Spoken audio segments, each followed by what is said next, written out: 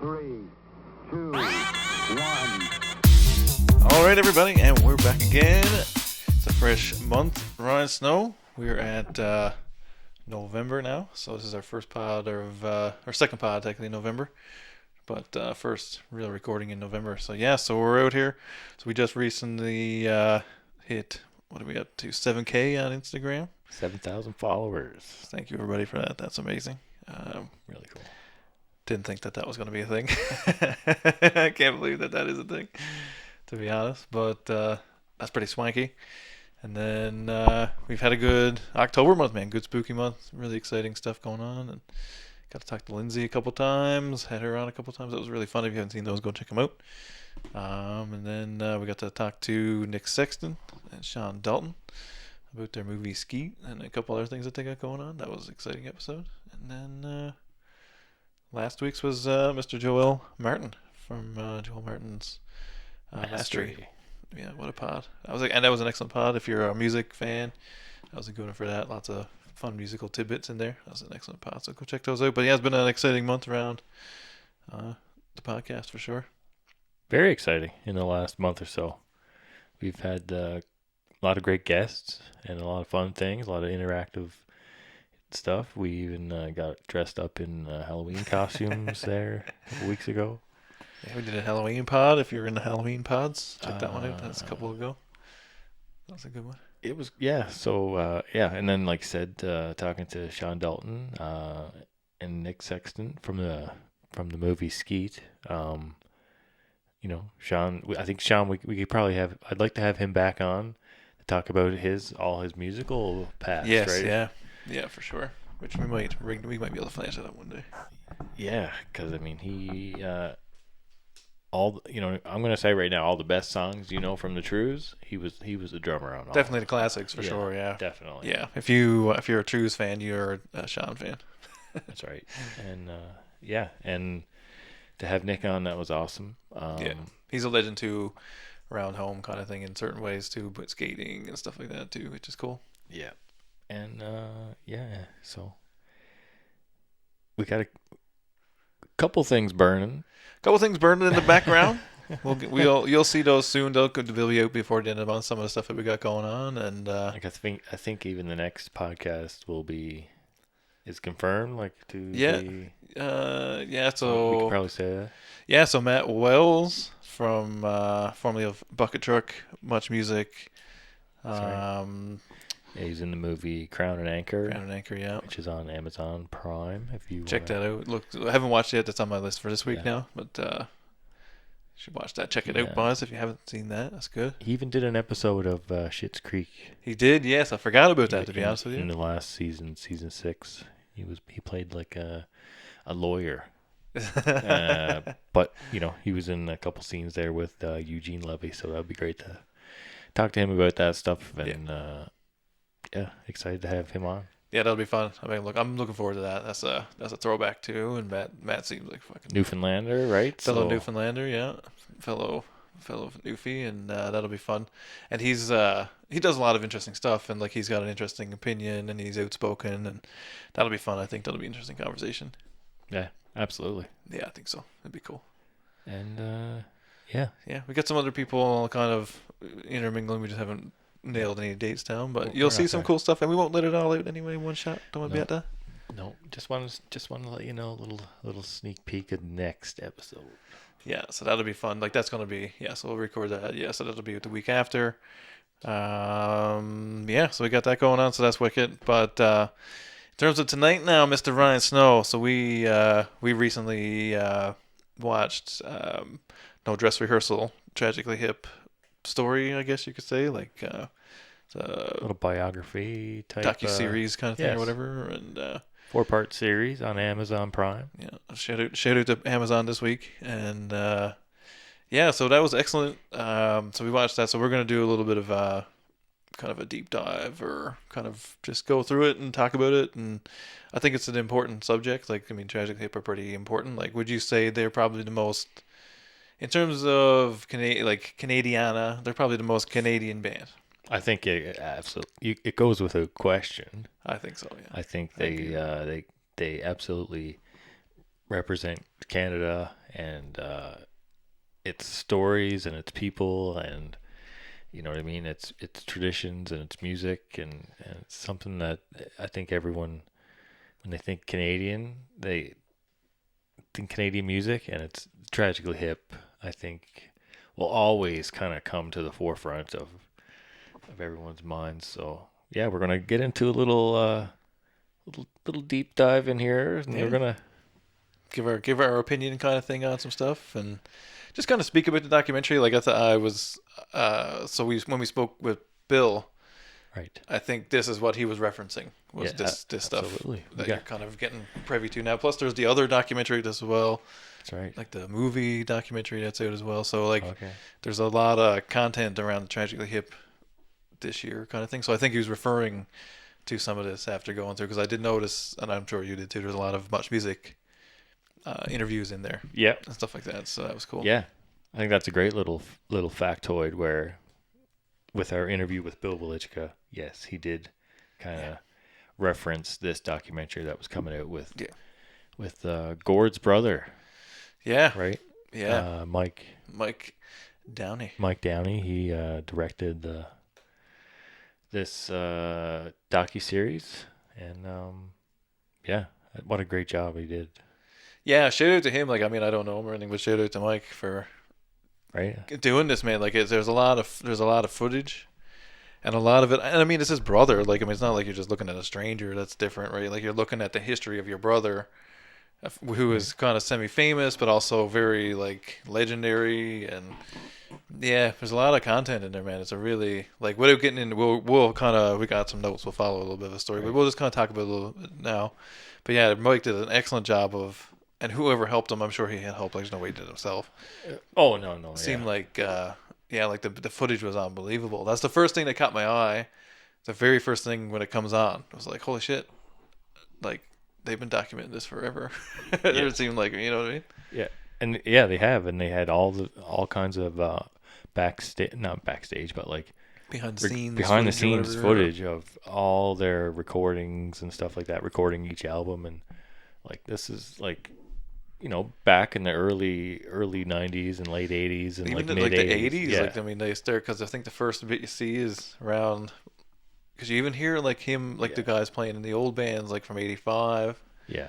84, 85 kind of thing. So like there's a lot of stuff. Like it's crazy what they've been able to pull up, whatever, get a hold of, pull up wherever they got this stuff from. Yeah.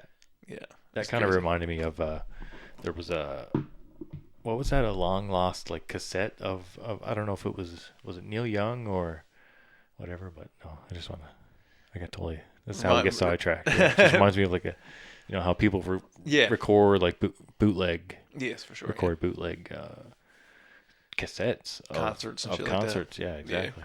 Yeah, it was. I don't know, but like by the time I was done, I was like, that was really cool. Like it's, I don't know. I felt. I don't know.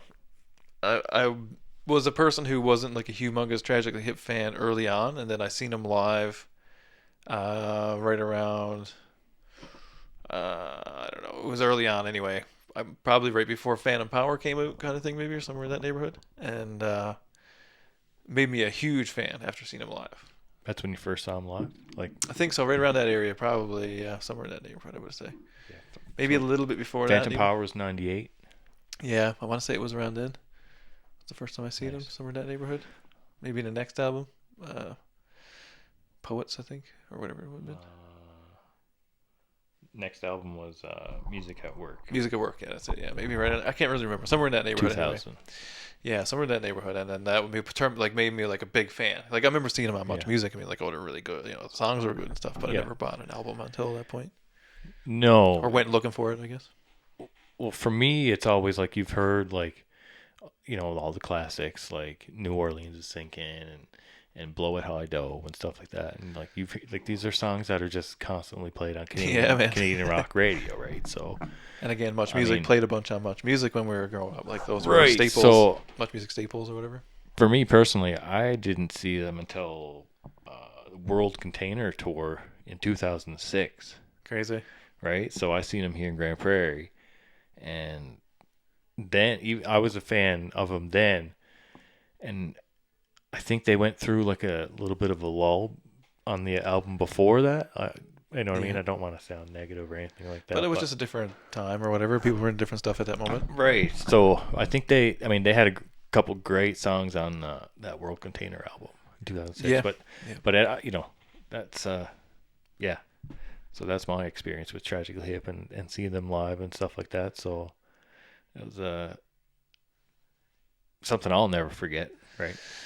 Yeah, the first time I seen him, I was like, holy shit, like this is nuts. Like Gore going nuts, like and not even just like going nuts, like going crazy with the poetry and just Ad I don't libbing on know. stage, you know what I mean? Yeah, completely off the rail. Like you could tell that at any Yeah. moment this could go completely off the rails. Right. Right. You know what I mean? Like, and that's what I like because there's something a little bit punk rock about that kind of thing. You know what I mean? I think he did. I think they did have a little bit of that. He did, especially have had that Yes. in him. Like he Yeah. was a little bit nuts on stage at times early on in his frontman days, right? Because And that's kind of I think what pulled him over. But so we'll get a little bit into the first episode kind of thing. So we'll talk a little bit about it. So speaking of punk rock and all that kind of stuff.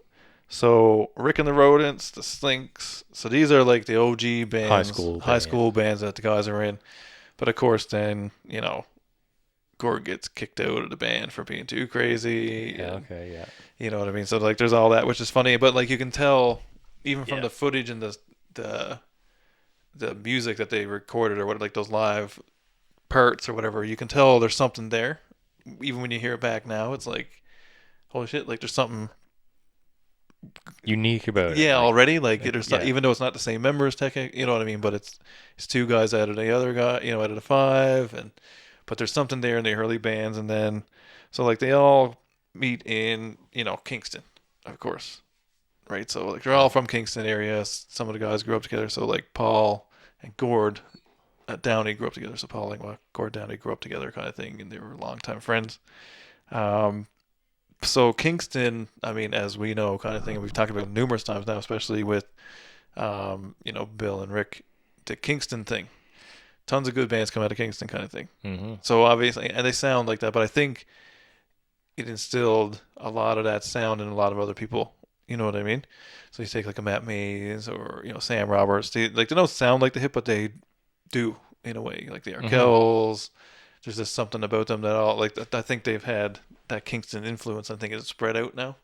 Mm-hmm. Do you think? Like, is that like? Would you agree on that? Or I would definitely agree in the sense that Sam Roberts has that Canadiana kind of feel goes to for him it. as Goes well. for it in that way. Yeah. I think I'm not going to say that about every single track that they have, but definitely in a sense where he writes songs about where they're from and where he grew up, and so it all has that same kind of Canadian kind of gloss over it all, right? You know what I mean? So yeah, there's something. Yeah, the references and stuff like that.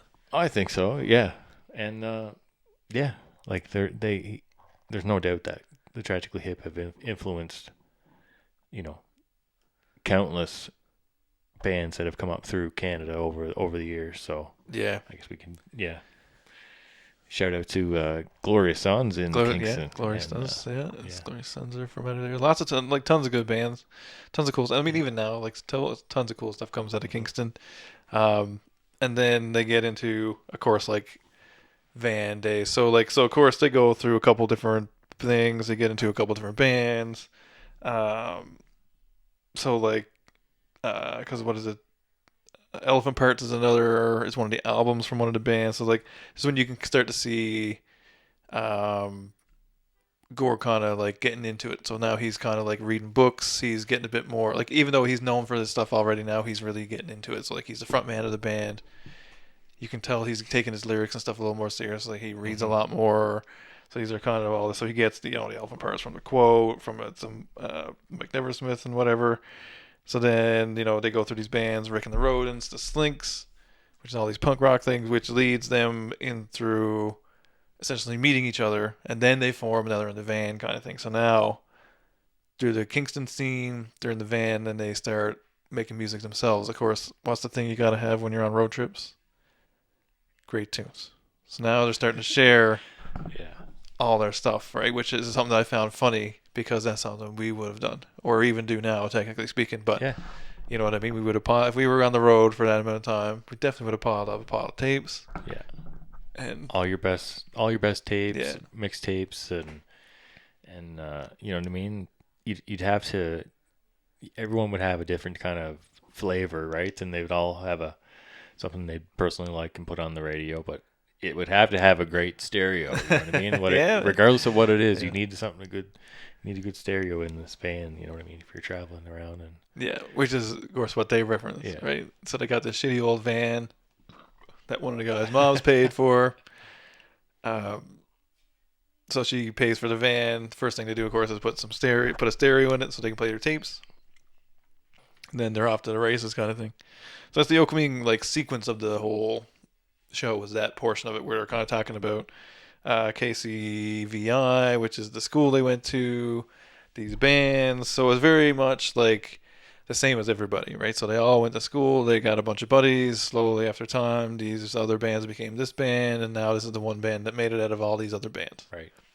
And now they're in the van, of course, with their tapes out, Yeah. right? So it's I don't know. The opening sequence to me was very it felt very familiar. You know what I mean? Like it seemed like you and your buddies hanging out, kind of thing. Like it wasn't glossy. You know what I mean? Yeah.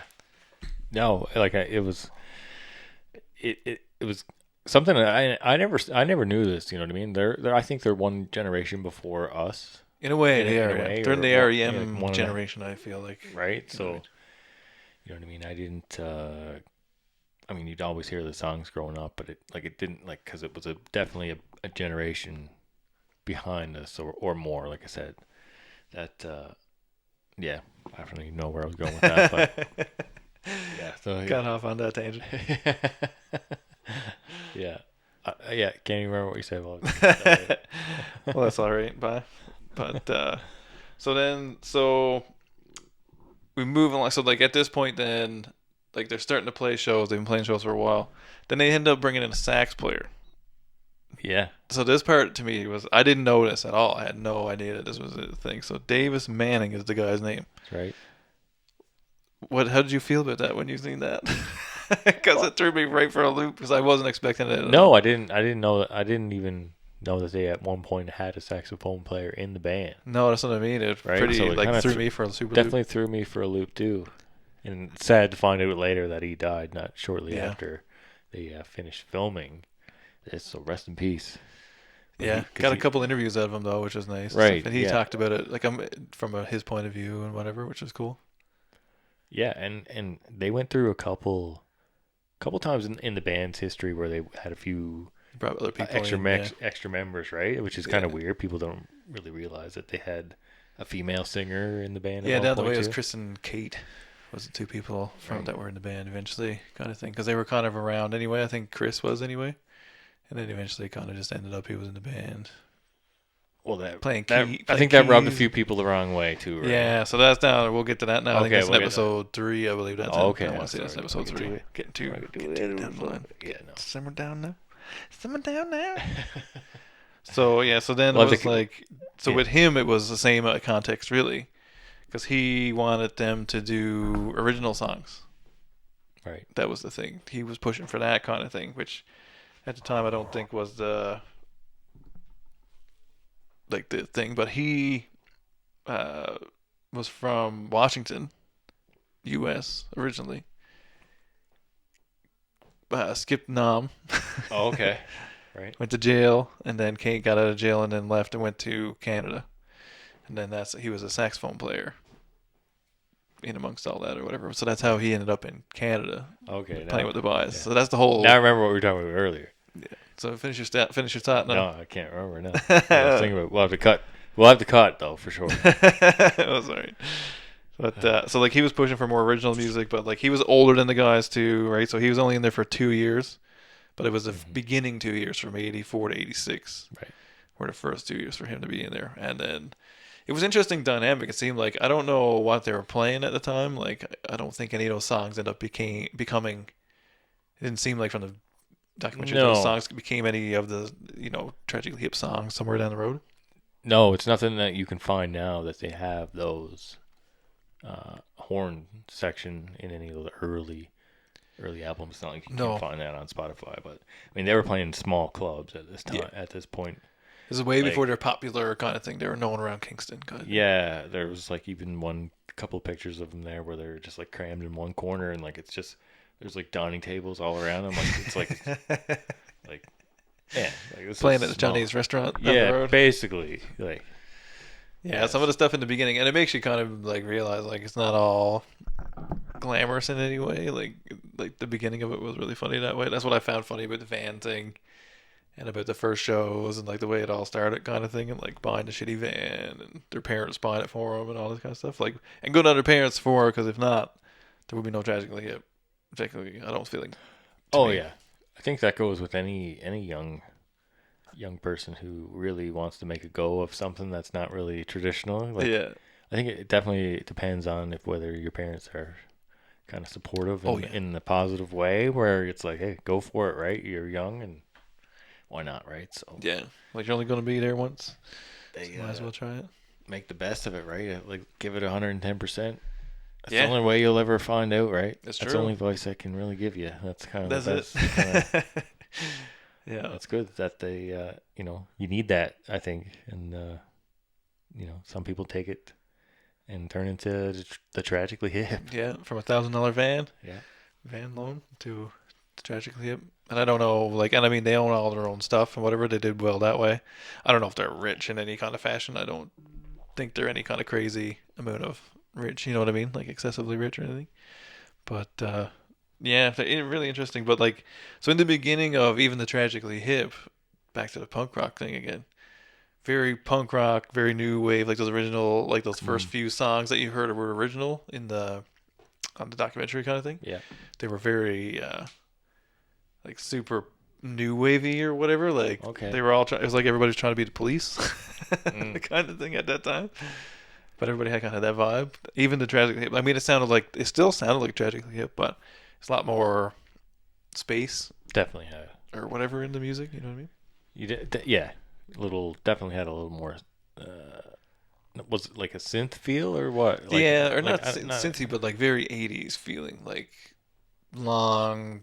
I don't know, like big notes and like big chords and Okay. you know what I mean, like what I U2 can't does and kind of Particularly remember a tune off the top of my I can't head remember right what now, they but I can't remember what they were, but like I remember thinking when I was watching it, like sounds very like new wave punk rock. And that's in episode 2, right? No, Or so this we're would in have been episode 3 now. this is still like in the middle of episode 1. Oh shit, we're still in episode 1. Yeah, oh yeah, still in the middle of episode 1. Snap. Oh, I got some notes here tonight, ladies Oh, and all gents. right, we're prepared. Sam's prepared. Got to prepare it here tonight. Took some chronological notes here to keep us in order here. So keep in mind now, like Paul Langlois has not joined the band up until this point now. No, So they eventually, I mean he jammed with Gord like years ago, because they're buddies, right? Yeah, and they sung together in bands earlier, Right.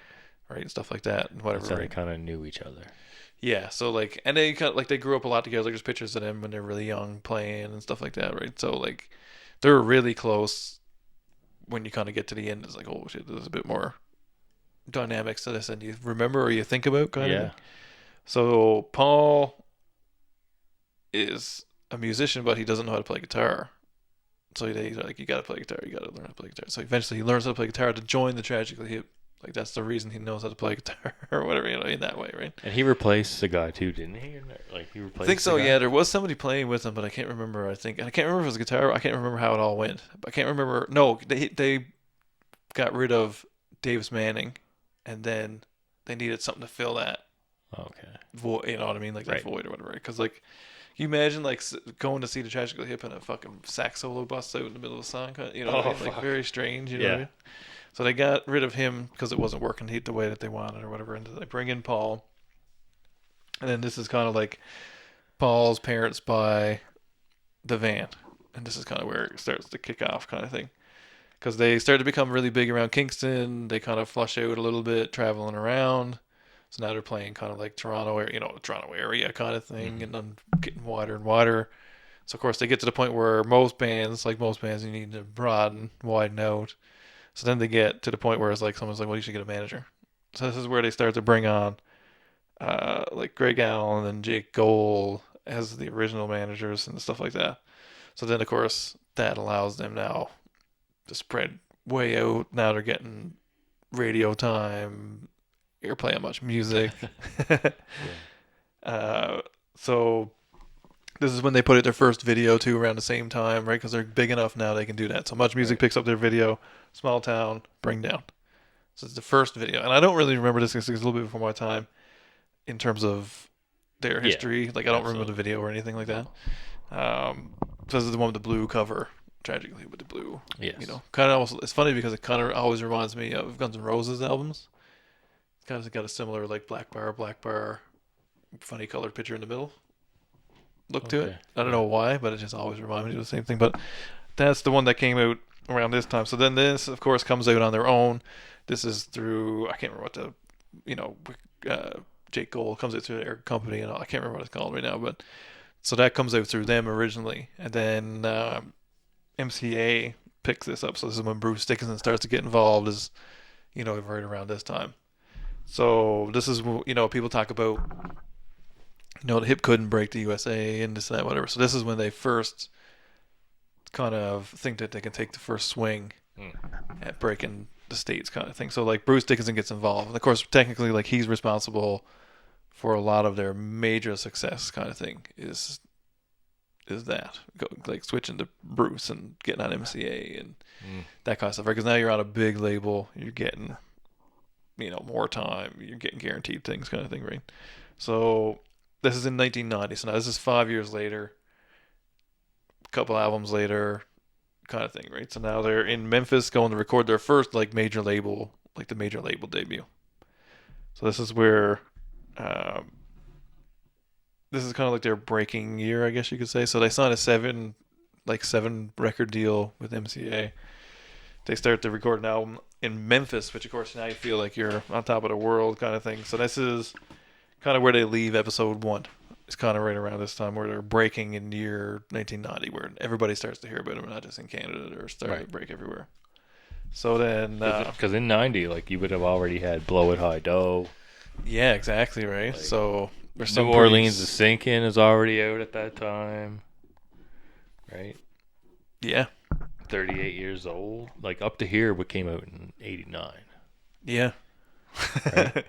Which you think about it is like, because then you got, because yes, the second album is Up to Here, and then you get what were the singles off is Blow It High to New Orleans is Sinking, which is probably their most well-known song. One of at least, not so much in Canada maybe, but like abroad. It's one of theirs. So this is when they start, like I said, this is when they start to get picked up by Much Music as well. Shout out to Much Music again, right? Of course, this is where it all starts with that kind of thing. So so then they kind of end episode 1 in 1990, right? And then they pick it back up, starting on Road Apples. So what a great album! What a great album is, right? Lots of bangers on this one, of course, and singles. That's one thing I do remember about the watching this documentary is that. Like every time they went to a new album, banger, banger, banger. Next, they went to another album, banger, banger, banger. Another album, banger, banger. Next album, banger, banger. Like it's just like it's hard to discredit that. Yeah, you know what I mean, or whatever. Like, right. Like if you think about bands, like typically they don't get more than like 3 albums in a row that are like oh shit. Right. Kind of stuff or whatever, but they did like 6, 7 in a row kind of thing that were pretty solid. I think so, yeah. You know what I mean? Like had tons of singles, did really well, sold well. Yeah, it's crazy. And then like Road Apples. I mean, this is when I started to kind of pick up on them, I guess, because I'm kind of old enough now to kind of listen to them and know who they are. I'm like 7. We're like 7 when this comes out, so like I kind of remember this stuff, like these songs at least coming out. And then it's because this was recorded in New Orleans. Of course, same idea, right? So like you go somewhere else, you're gonna get different take or whatever on it, right? So the singles from this one are gonna be Little Bones, 3 Pistols, Twist My Arm. Like Twist My Arm is a fucking tune, man. Oh man, what a beauty. Long time running. Like, what a live song. Like, song live was so good. On the Verge and Cordella. So, like, 6 singles off your third record. And it also has Fiddler's Green on Fiddler's there. Green is also on there, yeah. Yeah, Yeah. and I mean, Fiddler's Green. So that part in that's his. Now that part in the movie, Yeah. that was sad. Yeah, oh yeah. Like that broke my heart a little bit. That took And I didn't really almost- realize that's what the song was about. Because I mean, I've never really. This is No. my deepest dive I've ever done into the Tragically Hip ever in my life. I know tons of their songs. I don't know shit about them other than who they are. That's one thing that definitely goes, without saying how great of a writer he was, how great of a lyricist he was, because Oh like my all God. of his songs had meaning or came from something or a story or a historical something that happened or something like that. Yeah. But in this case, it was about, like he was really close to this mother and her son Yeah, who had cancer. Was that it's it's some it's kind his of sister's son. his sister's? That's his yes. nephew. Yes. So he lived to be 3, I believe is what it was. Okay.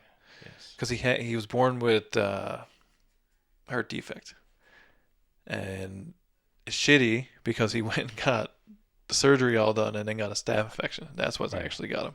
So he wrote this song because Fiddler's Green is actually Sailor's Heaven, is what it actually is. So like this is a song about this little boy in heaven kind of thing, right? So like which I didn't realize until, of course, watching this Yeah. documentary. Which like and I'm watching, I'm like, oh my God, like holy shit, man, like crazy. Yeah. Yes. It was crazy. Yeah. Yeah, it And was definitely that was a tearjerker moment. Yes, it was. Tearjerker It moment. was for sure. But I'm sorry I screwed up the actual details of it. But No, that's fine. That's why I got my notes. that's right. I knew it. Yeah. Because I watched it when it first came out. I can't Yeah. remember. It's been a while now, folks. Yeah, I only watched it recently. So like, I watched it basically in the last few days, so I got it pretty fresh here now. Some notes and everything. Look at tonight. But yeah, so like that was a pretty, I don't know, like powerful moment in the film or in Definitely. the documentary, or whatever. But it was also right around that same time too. Like it was almost like the band helped him grieve, and everybody kind of grieved through it together. You know what I mean? Like it was a bit of a that part I felt was really like empowering or inspiring, or that portion of it kind of thing. Like which Mhm. is will eventually become kind of like this. There's a certain degree of grief involved in the whole thing with them. It seems like after watching the whole documentary and knowing now what I know now, there was always these kind of like moments of grief that kind of brought them back together That's or right. whatever, you know what I mean? Like, Yeah. or made them a bit stronger, made them more like a family, I guess, or what, like, you know what I mean? And beyond the 5 guys in the band, it was their families became families almost. Like, Mhm. it was really, and it's because everybody knew each other from childhood and whatever, but it was really relatable, I guess, like, especially for us, because, like, we kind of all know each other, we know each other's parents, you know what I mean, in that kind of way, like, we all grew up in that kind of fashion, so that was kind of like, you know what I mean, like, it felt at home, that moment Yeah. kind of thing to me, too. It does. Yeah. Yeah, it was weird, like, it's really cool, like, it's just so down home and so Canadian, you know, you can relate to, like, almost any moment in it, but, yeah, there was something about that I thought was really, I don't know, that was a cool part of the documentary. I didn't know about that, and I don't know how deep, you know, hip nerds get into it or whatever. But I had no idea about any of that.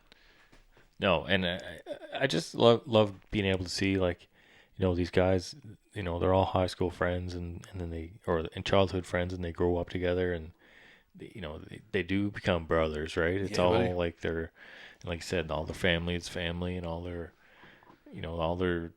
all their sons and daughters are brothers and sisters almost. Like it's hope, you know what I mean? It is cool to see, Yeah. and of course, I'm sure it happens with every band. I'm sure everyone, they grow up together and they have these long 30-year careers where Yeah. you know what I mean, where it's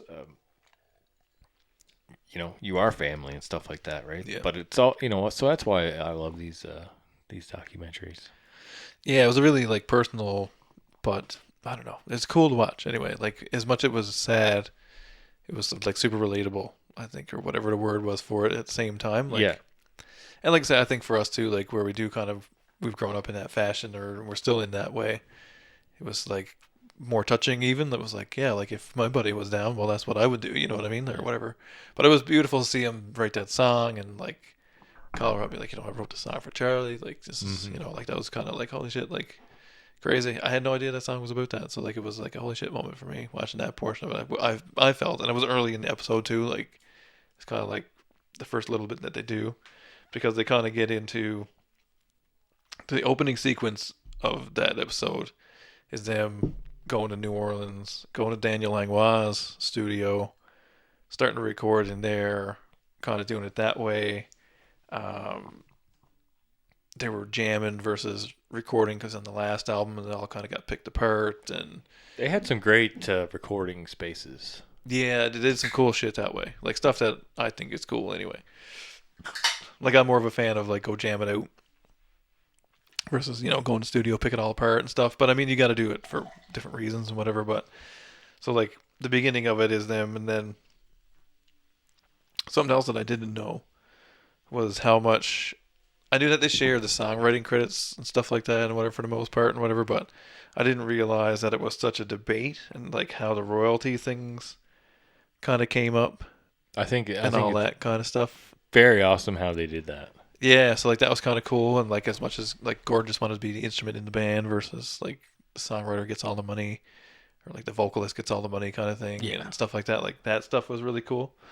But right around this time too, because he made a conscious choice to be responsible for the lyrics. He didn't want anybody else's input in the lyrics anymore, Right? because he kind of kicked the guys out of that situation, like Sinclair, and then we're kind of like, oh, we clipped our wings, or we felt like our wings were clipped.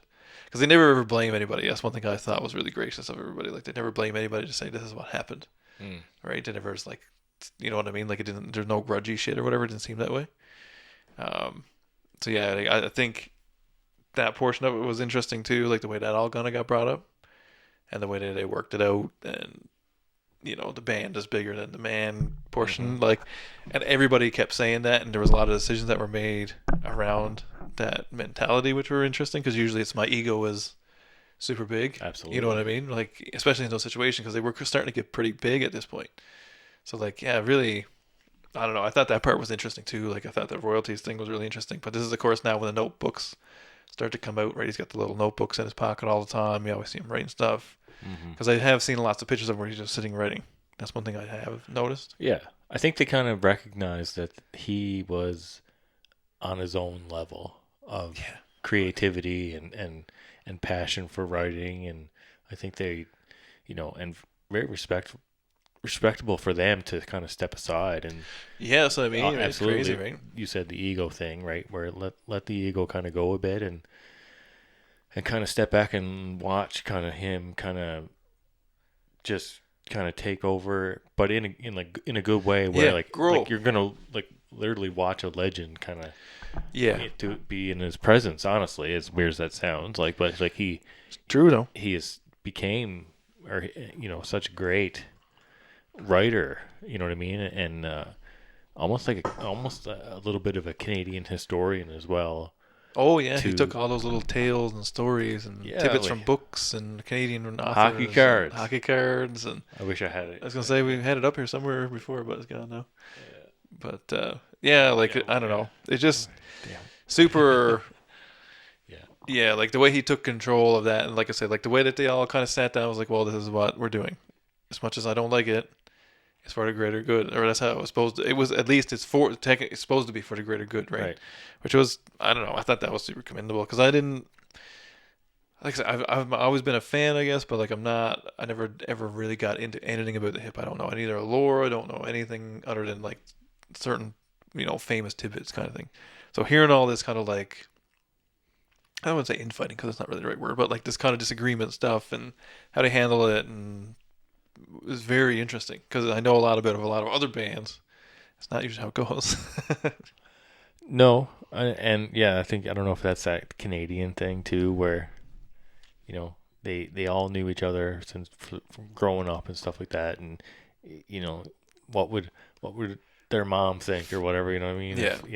So like let's just split everything they split everything like Just evenly. normal, yeah. Put Yeah. it all together kind of thing. It wasn't like you know what I mean. The singer gets, like you said, more Yeah. than anyone else. It's Yeah, it was really. I don't know. It was treated very fairly. but in that, I'm taking over the writing. You know what I mean? Like, so. Yeah, that's my spot, so that's what I'm going to do. And I mean, good on them, because I mean, I don't know. And I mean, whatever, right? Like, I mean, I don't know them personally. I don't know what the songwriting was like with everybody. I don't know what it was like versus one person. I have no idea. But I thought that was really interesting or whatever. But then the funny part is, so like we're still on like Road Apples, right? So Road Apples, of course, to people who don't know what it is, which I didn't really know up until I started researching this necessarily, is the shit pieces from the horse that would be laying around you use them for a puck playing hockey. Of course, we didn't have horses around, so I don't know what. I only found this out. So technically, the album is called Horse Shit. But the reason being is because they brought him the name Saskadelphia, which is the name of the last EP, I think, that they put out. Right. But it was supposed to be named that, and the record company, of course, didn't like that or whatever, so they came up with Road Apples, which is kind of only funny to Canadians, right? Which is funny because there's a U.S. record label, they had no idea. So that's kind of funny, like a little funny. Like they're always kind of doing like that's very punk rock in a way, right? Like doing that is kind of I always thought that was kind of funny. And I didn't know that until I watched the documentaries or whatever. So. Yeah, so like it's another thing or whatever. I never put it together, I guess, or whatever way you want to put it, right? Like one of those cool things. So I had no idea. Same thing. Cool.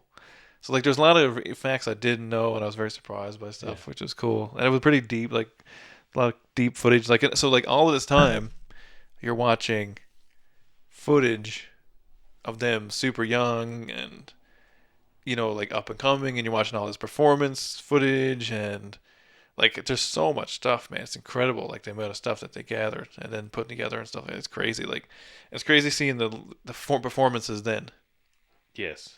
Like those ones, like in the clubs, in the theaters, all those types of venues, like smaller shit when they're up and coming, and it's like the place is going ballistic, like super ballistic the whole time. And Gord's going ballistic. And, ballistic. And the crowd's taking notice. Yeah, it's insane. Like it's insane. And at this point, I don't think he was doing the crazy like spewed poetry thing all the time. Like I don't think it was consistent like it normally kind of was towards the end. But like just his energy is like nuts. Every time you see him, his shirt is so wet you can see through it. Mm-hmm. Every shirt he wears, every time you see a clip, he's soaked in sweat. That's kind of what you want to know in a lead singer front man. Yeah, so it was crazy. Like you better be giving her the whole time, dude, my son. But like crazy footage and crazy like up to this point, like it's crazy watching the footage and to a certain degree realizing that they're not huge. You know what I mean? Like because how ballistic people are going and like it's crazy. But then it's like so then you get like into trying to break the U.S. from here, like really break. Like this is the kind of the deal now. So you're 1991 kind of territory. So this is kind of like they started up this big tour because now they're getting, they played lots of big festivals, huge places in Canada. They're trying to get into the States, so they go on this big U.S. tour, of course. So they're on the tour. The first thing I say is like, and same thing when I listen to a lot of podcasts with like Alexis on Fire and a couple of bands like that. They're like, man, it's like starting over. You go there, you're playing to like fucking 5 people, right? Bullshit, kind of stuff. And then of course, like you're getting towards a tough slog because it's 30 dates into this because you can play consecutive dates. You know what I mean? It's not like here in Canada where you're kind of slupping along, back and forth, where you can just go play 10 dates in one state, play 10 more dates, that kind of thing. So they're just slupping along. Super frustrating. Everybody's getting frustrated at this point. Now it's like, what do we want to do? Right? So like, what do we want to do? So they book a European tour, which now is completely opposite of what they experienced in the United States, of course. Which of course. I didn't realize that either. I didn't realize they were that big at this point over there.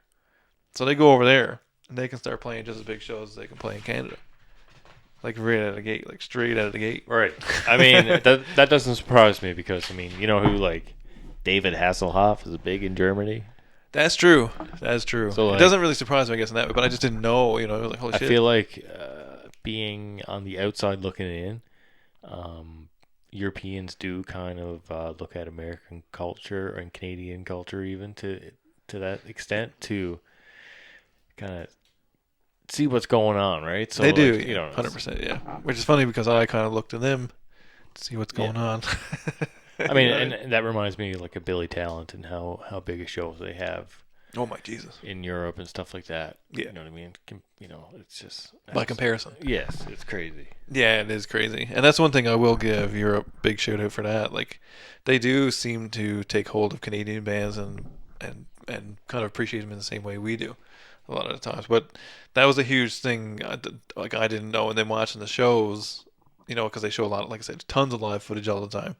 So showing these crazy fucking big arena shows and stuff like that, like just getting right off the handle, like crazy shows. I couldn't believe that. So then I think it seemed like they took like not necessarily a break because now like fully completely is the next thing. Ooh, okay. So Now you're talking. now we're getting into like the hip that I like. And not saying I don't like the Tragically Hip, but now we're getting a bit more up my alley kind of thing. The alley. This is the first one that I can really remember coming out. I can remember the songs from it, kind of thing. Like I remember the videos from it. Came out on my birthday Oh wow, in sick. 1992. I mean, it opens up with Courage. Exactly. Are you kidding me? Yeah. So same thing. Like now you got 6 singles off of this album. Same premise, man. Like, are you kidding me? Like 6 singles, and they all do well, right? Like they all do very well. So, this too, I believe, this is where they change producers and stuff. I think too. Can't really remember now, but yeah, this is where they get Chris. I can't say his last name, but anyway, he produced a bunch of metal albums and stuff before all this. Like he's kind of more well known for those albums. So they asked for him. They want this guy. They like whatever album he's done. Concrete Blonde is the one that they like, I believe, if I'm not mistaken. So they asked for him by name, kind of thing, get him involved. So then this is a totally different recording experience because now they got to sit in a room and they all get torn apart, right? So it's like here's a drums and bass. Now we do guitar parts. Then we do overdubs and vocals. Like he does it kind of more in that broken down format kind of thing versus everybody playing in a room and jamming or whatever. Which I don't know. I mean, you can't really tell on the album. I mean for that, but like it definitely sounds different. Like the vibe of this album is different than the last 3, right? You know what I mean? Like in terms of it rocks a little harder, that kind of stuff. But this is when I remember for like the Lock in the Trunk of a Car video and Courage video. Great songs. Great songs, great videos. That's the one thing that I remember about that era was those videos. How much music. But this is around the time too when they're really, really, really starting to blow up too. So like now they can kind of do their own thing. So this is when they first start up. I should go backwards, I guess, because we should talk about 50 Mission Cap too. Oh yeah, We should talk about that because Bill Barocco. Like, what are we talking about here? yeah, he disappeared that that summer. So like literally picks. So in the thing or whatever, he just like doesn't know what to say. Yeah. They're jamming this thing or whatever. Doesn't know what to fucking say. Picks up the hockey card, literally as if, just like he says in the song, picks it up and says it into the microphone, and then just kind of lets it rip with the rest. And now you got the lyrics for his song. Become like one of the most iconic Tragically Hip songs ever. That's right. So we also had to talk about that because same thing. We brought the card. We should have brought the card up, but whatever. I know. Whatever. It's on that desk somewhere. Yeah, that's fine. Because I can see the other black and white one there. So it's right there somewhere. That's fine. But either way, Yeah. you can look it up on the internet. If you're old like us, you probably got one in a binder somewhere. But yeah, so like there's there's that kind of stuff like that went on. So then they, like I said, they're so big at this point now, like they can essentially like put on their own festival. Right? Because now like they're selling like 200,000 copies a month of this album kind of thing at this juncture. 200,000 copies, the kind of thing. Nice. Plus, it brought up the other ones, like it pumped up the other ones at the same time. They won the Players Music Award. So then they start doing another roadside attraction. So it's like the tour. So then they bring over the Midnight Oil from Australia. Right. And they do that cross Canada tour with them. And of course, Midnight Oil has been around for years. They're super good.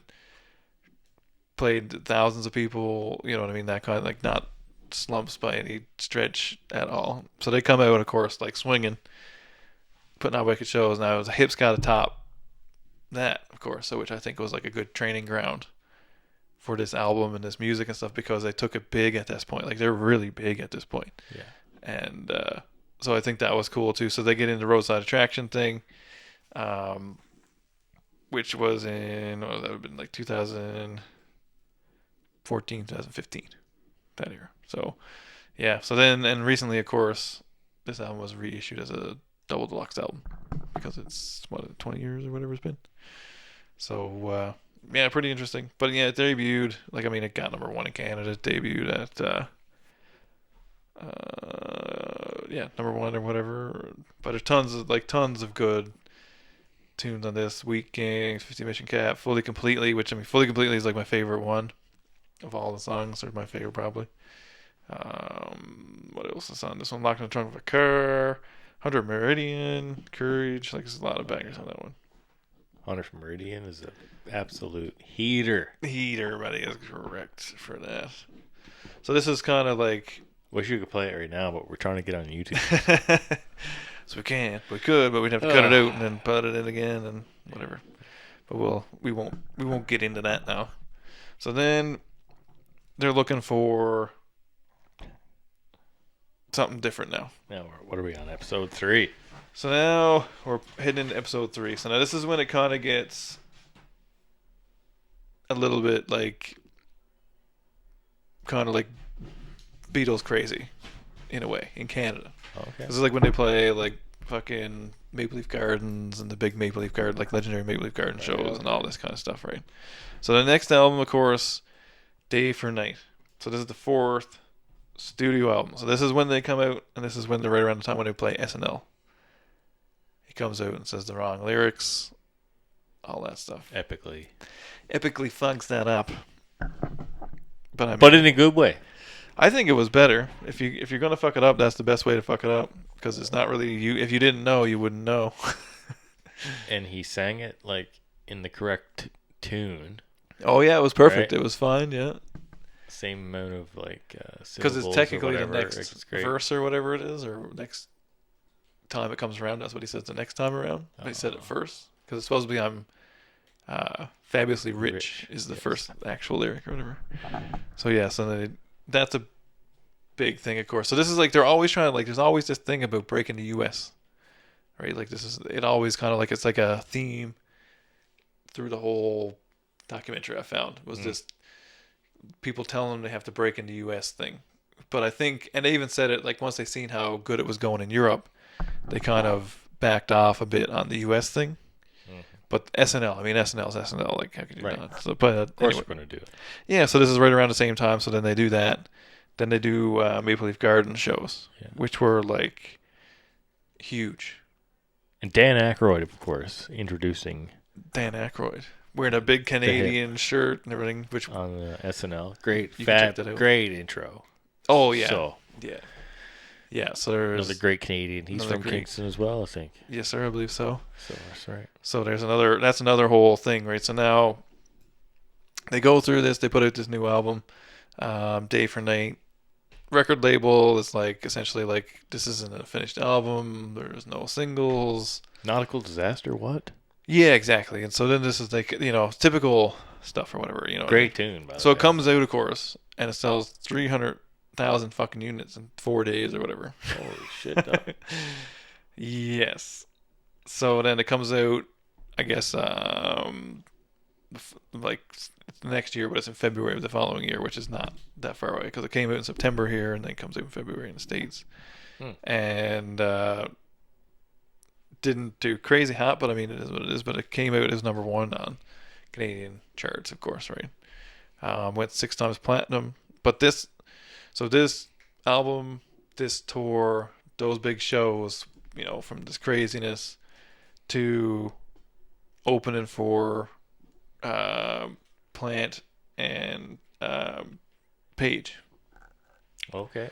So this all kind of leads to that moment now. So this is like, in terms of like, if you're looking at like popularity level or whatever way, this is like at the peak. I think that's how I would describe it, is right around this time. Right. So they played Woodstock around that time too.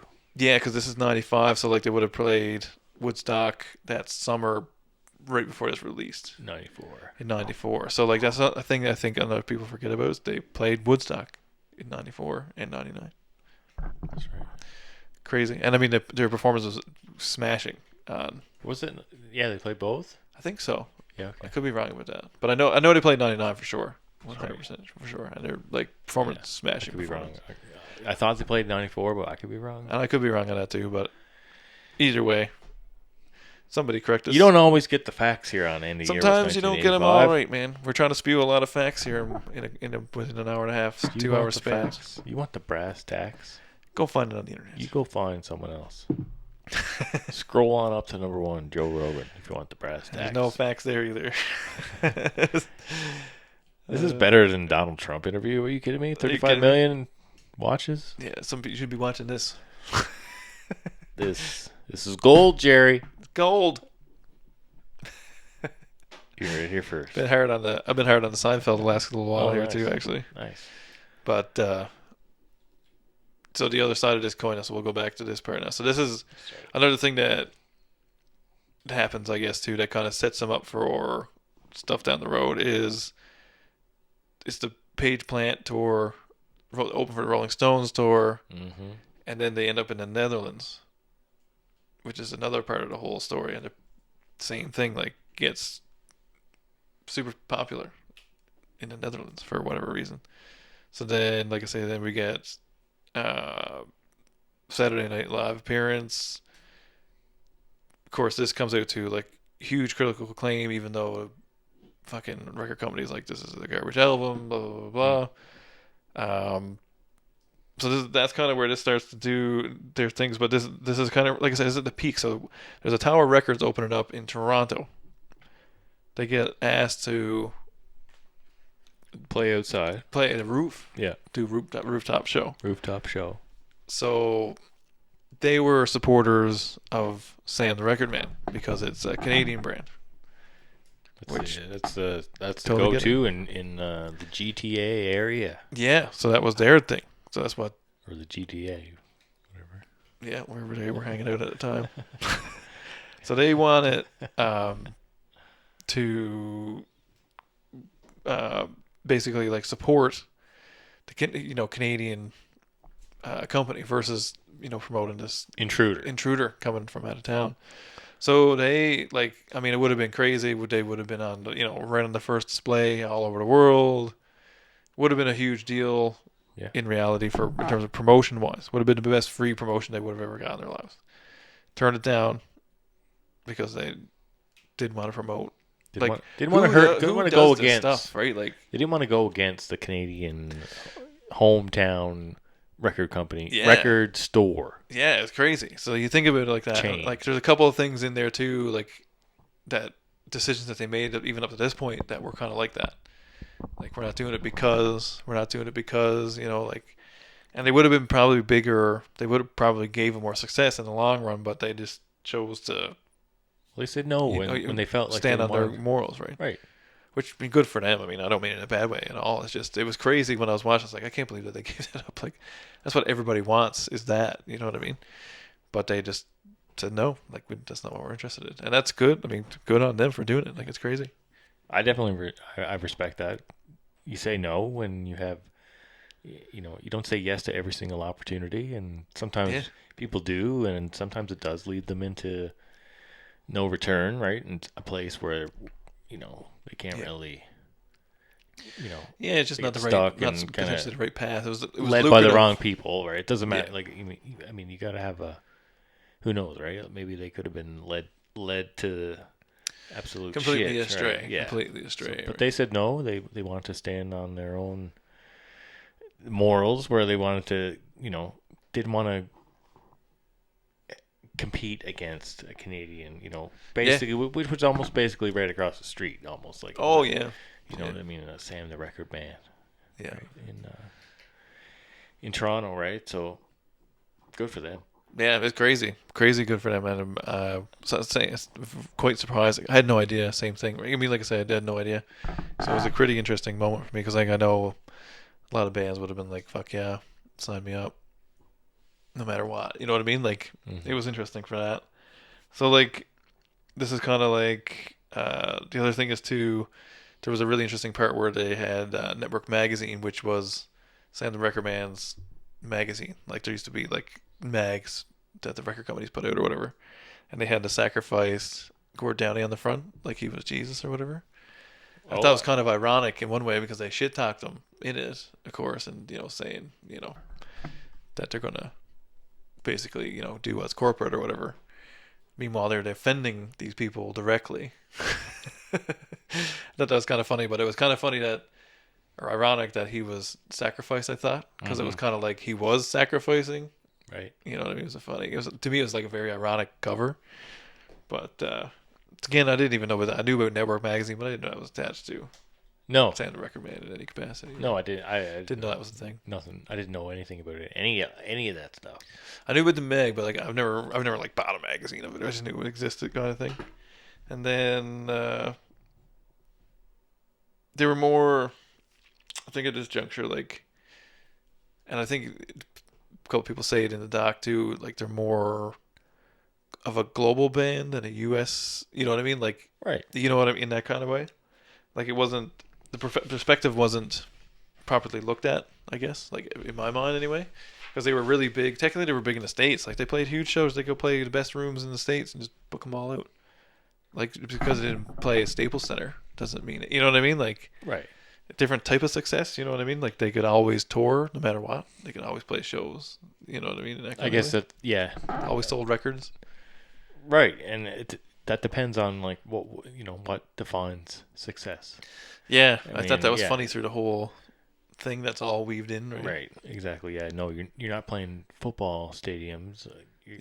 But you're playing big clubs or big, 5,000, 10, even if it was 10,000 people.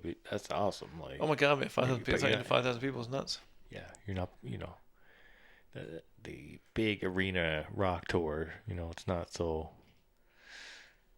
So much, but I don't know. I don't know exactly every venue they played, but yeah, it just seemed like even when you look back, because like they got that live set from the Whiskey now you can get on Apple and stuff. I guess it's everywhere now, but like that was recorded from the Whiskey, and there's a couple other places and stuff. But they always play. Like if you look at the tour history, like there's tons of places, man. That everybody's ever, you know what I mean? Like everybody ever would play, and they play them tomorrow. Like you know what I mean? Like they're not.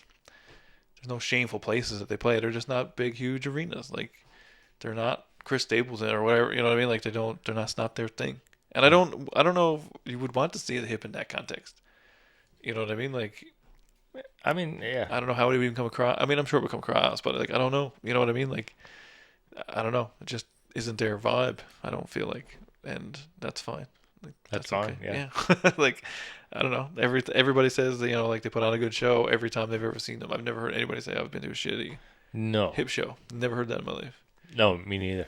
So like, there's something to be said for all that. You know what I mean? Like, I don't know. I just thought, and I think the fact that they were very Canadian and didn't buy into this in the end, buying into that got to be big in the States thing. Yeah, was very fitting and suiting.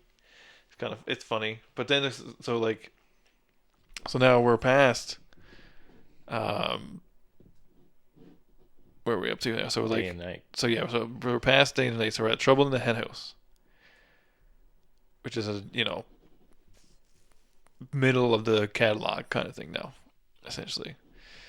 So same thing. Boz gets 5 singles from this record. Oh baby, craziness, complete craziness. You think about it, right? And I mean, they're not like. My favorite is Gift Shop. Yeah, like that's a super song. Like that's a super duper song. Like So you get Ahead by a Century, Gift Shop, 700 Foot Ceiling, Flamenco, Springtime in Vienna are the songs that you get as singles from this one. You could probably say Ahead by a Century is their biggest song. Yeah, I don't know what is their biggest song in reality. You know what I mean? Like, I know that was big. Like, that was almost like, for me, when that came out, so that was 96. Yeah. And I do remember it when it was new, right? Oh, yeah. And it was like, oh, wow. Like, this old band, to me, in my eyes, yeah. have this new song that is totally fucking awesome. Yeah, it's good. It's really good. Right? So I'm 11. Yeah. Right? And it's almost like an instant classic. Like, you know what I mean? Like, everyone loves the song. Everyone's a fan of Tragically Hip, but you don't kind of clue into, like, who they are, or, you know, obviously you don't know where they're from. You don't know the whole backstory and stuff like that. You don't know how long they've been a band, but you kind of know this old, because I've heard New Orleans is Sinking and Blow It High Do. Yeah. Right. So it's like, oh, that's what I mean. Like, oh, this like older bands coming up with this new song, right? And it's an awesome song, like acoustic song, right? But that's just kind of my kind of earliest memory, almost, even like of, like, you know, the earlier songs, but like, I remember it coming out. Like, I remember the video coming out, and like the debut, you know, a debuting kind of thing, or whatever we want to put it. Like, it was fresh. It was a fresh song. Yeah. I think that was like more like the always on the Much Music Countdown, like when it came out, stuff like that. So like you just that was kind of like, I remember being a human, like, at that time, like watching shows. You're old enough to remember it, right? Yeah, exactly. And you're getting into music at that point too, right? You're just kind of like trying to find your footing in what you like in music and what you don't. Right? Like. Yeah, I'm like, you know, you're 11 years old, 10, 11 years old, and stuff like that. So yeah, that one's like, I remember this with like I don't know, a lot of people talk about this one, but like I don't know, it never stands out to me. Like, the songs on it do, but the album doesn't. Like, I always kind of forget it exists, but like, I think the songs are from a different album, I guess. It's a bad thing to say, but that's kind of how I think of it. For me, almost like I find this album cover, Trouble at the Hen House, like, almost stands out to me the most. Yeah. Like, yeah, that kind of reminds me of the Tragically Hip. Like, oh, that's funny. When I think of this album cover. That's funny. I think about what would it be? Up to Here. Up to Here, Fully Completely, like those ones. Yeah. And then Fully Completely is like, what's going on here? Like, yeah, it's a bit of a weird one, but it's like a famous painting or whatever. That part I don't know much about, but yeah, like, I don't know, but I know Trouble at the Hen House is regarded highly, and it won Juno. I mean, think about all these albums have won Junos now, and this kind of stuff as well. 16 Junos, baby. For a career, that's pretty fucking good. Yeah, man, like, this album with 5 times platinum, 650,000 units. Like, that's crazy. And then it debuted at like number 80 in Netherlands. Like, that's crazy.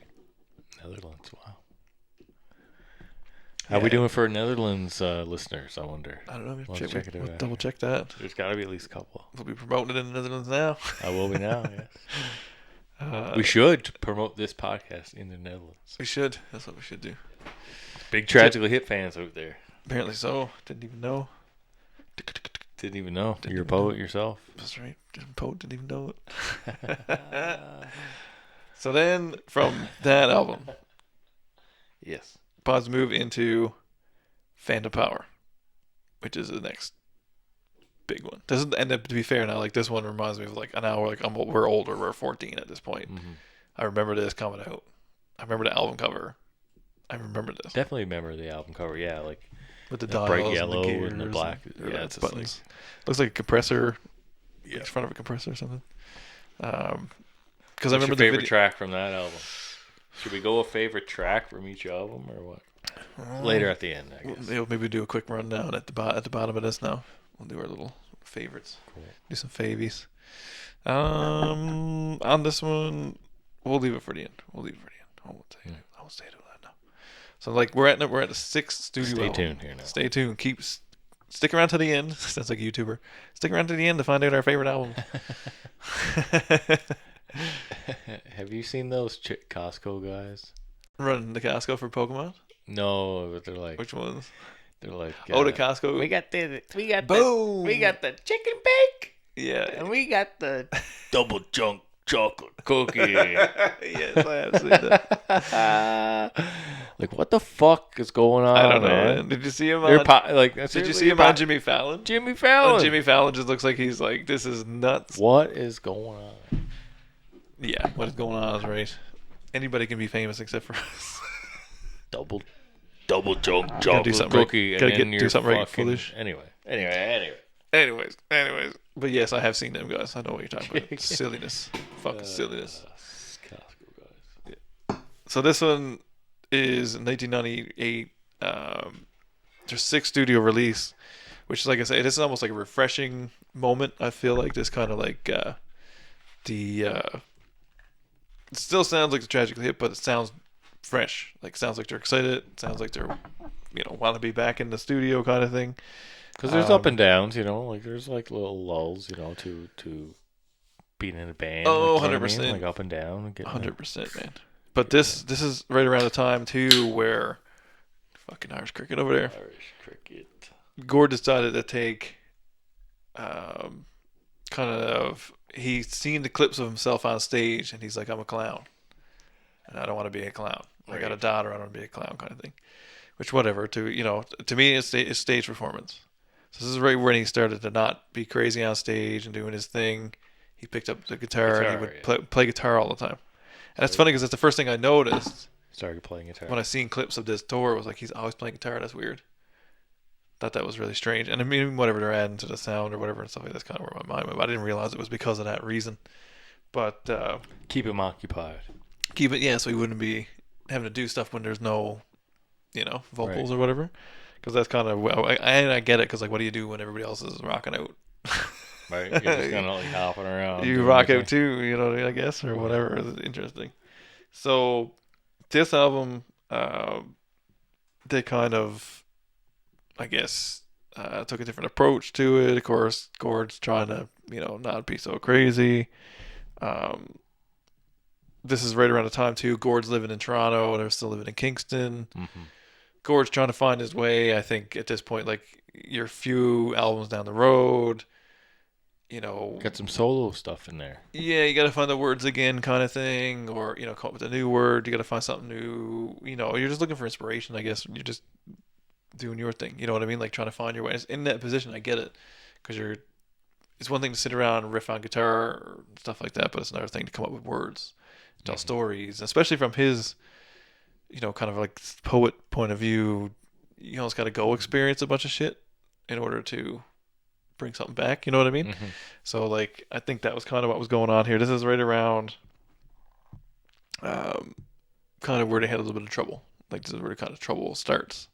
It's right around this era, because this is where they bring in Chris and Kate.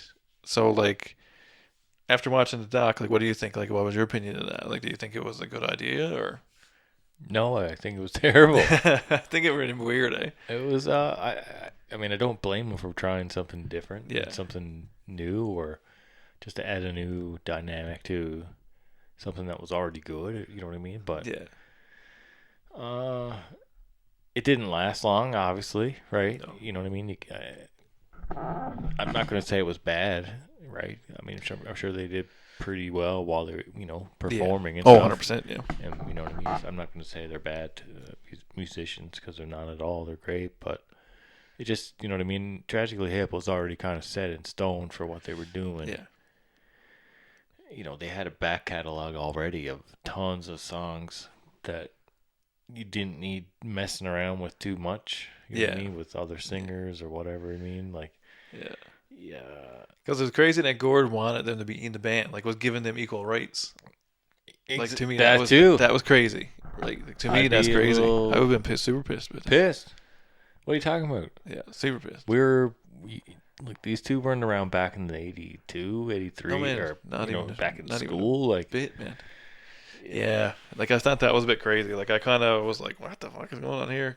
Because like, and nothing against Gord down or anything, but I find to a certain degree, like, he took a lot more control sometimes than he thought he was, or whatever. You know what I mean? Like, there was these moments where it was like, there was a different dynamic happening. Well, and- yeah. I mean, I think that's just a little, inconsiderate. No matter how you look at Yeah. it. Yeah. I mean, these are your boys. You were in your band. Yeah. You're just gonna add 2 new people and give those 2 equal rights. That Which was kinda that was lessens- weird. Lessens the percentage for the whole. Well, it all lessens the your rest of the effort band. too, right? To make sure what you feel like you've put in to be lessened. You know what I mean? Like Exactly. that's how I was like, holy fuck, I would be pretty pissed with that. I mean, if you're a huge part, if you're Rob Baker, you're pretty pissed. Hell yeah. You know what I mean? Hell yeah. You're Paul Langlois. You're pissed. You're guitar players. Okay, now I'm gonna just give up. To 2 of these new. And so I mean, they probably all got along and they liked each other, Oh, yeah, whatever. But yeah. it's just like, Weird dynamic to throw in there, that's for sure. Weird way to change it up, I guess. Because then you got that going on, and then you got Gord too, trying to like now he's doing the solo thing, and it was kind of brought out on the band without Gord telling them outright.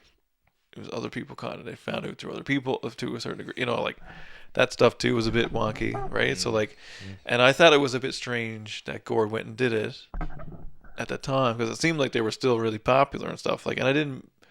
Not that people can do a solo record because the bands are breaking up, because I don't. That's not the point. People can do whatever they want, but I don't know. It felt odd at the time. Even it was like odd timing, and I don't know. Even as a person who never really like, I never followed that closely, but I just thought that was a weird thing to do at that moment.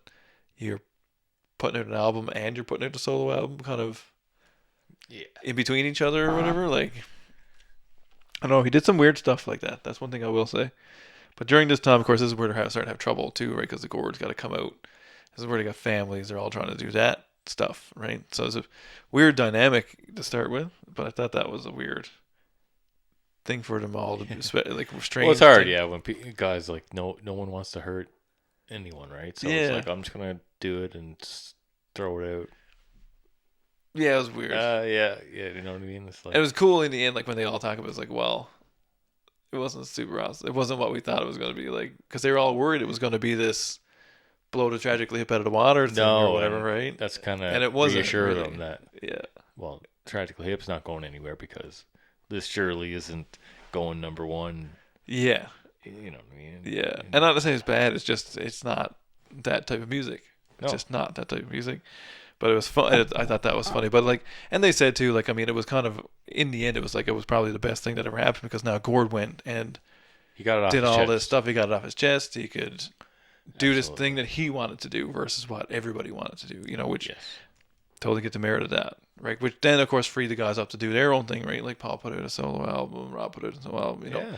Like it gave everybody a little bit more leeway, which was nice, I think. And I think that was the refreshing of Phantom Power and the refreshingness that became like Music at Work, because those two albums like sound very similar, like they could almost be an extension of each other. Because Music at Work's Classic video too. classic video, yeah. But Music at Work was. This is like, I mean, we're older now. Like it's in 2000. Like I really remember these albums and these songs and stuff like that. Especially like I say, Much Music, not to always be referenced, but it was had huge airplay on Much Music. It was constantly on there. Because Poets and Music and My Music at Work seemed like they came out. I know it wasn't close, but it was still seemed close in terms of video time, and because it's not like it is now where everything's like fast and people get videos and shit's like now, and like things had cycle, right? Like that whole album had a 2-year cycle, had 6 singles from one album, like a lot of fuck singles, a lot of videos, there's a lot of stuff in that environment to see, right? Because I mean, if you play 6 of those videos back to back, I mean, you're talking about like 30 minutes of music, almost 25 minutes worth of music, kind of, you know what I mean? Like it's not like that now, right? So it's like it's interesting. I found these two albums sound pretty similar, and I'm pretty sure they were produced by the same person the whole time and stuff like that, or engineers and stuff like that. Yeah. No, I hear you. You know what I mean? I did when things were a little slowed down a little bit. You know what I mean? When you put it a single and it's like on the charts for 62 weeks, so it's over a year. You know what I mean? And then another one came out, and then it was on. You know what I mean? Yeah, man. You know what I mean? So even if something charted for 30 weeks, that's half a year. Right. You know what I mean, or whatever, right? Like, you know, I don't know. That's something that I think about now. Like, 12 we weeks didn't later. have all this shit piled on Yeah. top of you all the time. Like, where Yeah. back then people had cycle. Like, their whole album had cycle. Yeah. Everything had cycle. It's not like that now. It's not like that now. But of course, like same Whole thing. album drops and then you're done listening to it in a couple months. You know what I mean? Whereas back in the day, to keep it fresh, you'd release one, wait 12 weeks, release another single. Now you got both of them up on the charts or whatever like that. You know what I mean? So you know what I mean? Like another 12 weeks later, release another single, and then it goes up, and then the other one's sinking down, but the other two are popping up. You know? Yeah, oh yeah, because that's your new single. You know what I mean? Like that kind of stuff, right? Like so it keeps it fresh, and it keeps everything, keeps people's engagement more, you know, for a longer length of time. I think. Yeah, exactly. And that's the thing. I don't know. Like these albums are the ones that I remember. Like in terms of like not necessarily that I like the best because it's not what I mean, but I remember these the more clearly because this is when I'm a little bit older. I mean, I'm sure you kind of feel the same way. Yeah. These songs and poets and music at work, definitely, absolutely. And those were new to us. They were new. That's songs. the new stuff to me, right? Like that was what was new. Yeah. Because like it wasn't until really later that I went back and listened to the whole back catalog in real, like you know, for listening purposes, not just to kind of flick through it. So this is now we get what do we get now? Violet Light. Now, great great music. I wish we could pull it up, but we won't. But The Darkest One came off this album. Great fucking song, and the music video was chef's kiss, 10 out of 10, 5-star. With it's got the Trailer Park Boys in it. Oh yes. Right, and the band are just going around the trailer park and stuff. Yeah, like, that's right. Great fucking music video. Yeah, love it. And this is kind of like cue in clip, and then sure. I feel like we skipped an album here. Do we? No, okay, we're good. Never mind. Music at work. Yeah, we're Violet Light. We're good. I thought we skipped one for a second there. But so like. Same thing. This is another album that I kind of remember. Same. I don't really. Like, I remember The Darkest One because of the video. Yeah. Same thing, right? But I mean, the same Trailer thing. Park right around was this time, this is all in the same time frame where everybody's living their own life, kind of thing. This is all that era, and I don't think, from what I can gather, anyway, this album is not regarded as their top performance. No. In whatever, in terms of, you know, true, real deep hip fans. No. But I think, so. I mean, the guys are probably this is 2000, so they're like in their late 30s, early 40s now, like right around our age kind of thing, maybe a little bit older even. So they're in that neck of the woods. I mean, our kids are, you know, a little bit older. They're a little bit older. They've been doing this. It's like 7 albums. It's like most things, right? Things just change. It's a little different era kind of thing, right? So this one is like, so I think this is probably the least amount of singles off any album, is 3 on this one. Right. So it's like, It's a Good Life If You Don't Weaken, which is also an excellent song. Super tune. Silverjet, pretty good tune. And The Darkest One, awesome song. Yeah. Really good video, awesome song. But like I say, never really hit, seems like. No. Didn't really hit. No, I think they were, at this point in time, people were, you know, technology was rapidly growing. Yes. There were so many other bands people were into at the time. And I think they got stuck between, because I think like my music at work, that album was kind of like, not to say the old hip, but that's kind of like the last in that context. You know what I mean? Like this is kind of like you take a lull to reinvent to a certain degree is kind of where these albums are. And then like in between evolution, like I remember this is like another cover that I remember very vividly. A lot of people would have it kind of thing, but I don't really remember it. Like this one doesn't stand out to me in my go arounds kind of thing, right? Because it's got Vaccination Scar, which is a really good song. And It Can't Be Nashville Every Night. Gus the Polar Bear from Central Park. Like I don't even know those songs really. You know what I mean? Really? Yeah. Like I know what they are, but like I can't sing the song to you. No. You know what I mean? In that kind of way. I can't play the riff. Like I can't hum you the riff for the guitar here on Polar Bear. No, 100%. But not happening. that's what I mean. Like they kind of like, for me, it felt like after In Violet Light, there was a little lull. Oh yeah, and I mean, And this is you're heading even in the into documentary, this is when they kind of lull. talk about it, right? Where Gord Yeah. noticed that we started to notice that the top bowl wasn't full, and Gord hated it. Yeah. It was like kind of like the big comment that was, which I mean, like you can't be fucking deadly all the time, like, you know what I mean? Like that's just not real. And from our perspective, I think, because like at this time we're in grade 11-ish, Yeah. I think we're Tragically Hip. To me, kind of felt like that's the old man rock there. You know what I mean? Like, Yeah, you know to a what I mean? certain degree, yeah. Like they had a I couple- wasn't as they big had a fan in bangers, high school as I was Classic after. rock bangers. Yeah. You know what I mean? Like Blowed High Dough and what Yeah. I mean? Like And little, at this time, little Bones. I and was stuff. into a whole different scene at this point too, right? Like But from by like this time they were putting 98 out to the old. 2005. Right, exactly. Yeah, we were into something else. They were putting out the dead rock. Yeah, to a certain degree, yeah. You know what I mean? Music at Work, like that song. Like, you know what I mean? Like now I love it. Yeah. Oh yeah, and I mean a few But years back later, when I was in you grade know, 11, it was. it wasn't on my list. You know what I mean? Not necessarily. I mean, I might listen to it. It might have been on a playlist, but like it wasn't. Wasn't System of a Down at the time. No, it or wasn't Korn. It uh, wasn't Rage. It wasn't Deftones. It wasn't Glassjaw or whatever. Yeah. You know what I mean? Whatever year you want to talk about, right? Right. I was just into a whole different thing, completely whole different That's thing. right. That's where that's We, really and that's it. what, that's all about being a human and growing and getting into different Yeah, man. things. You know what I mean?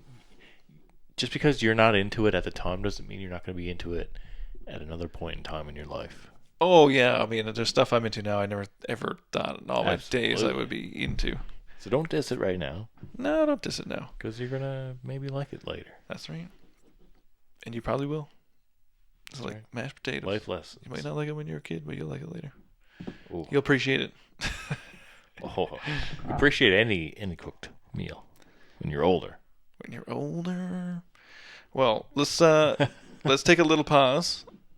Yeah. Right up in here, and then we're gonna get into. So we're not quite finished episode 3. We got a few more things to talk about on episode 3, but I wanted to talk about. Want to talk about World Container because it's involves Bob Rock, and this is kind of like a change up. This is kind of where things get a little bit weird in Tragically Hip world. So give us a couple minutes. We'll be right back.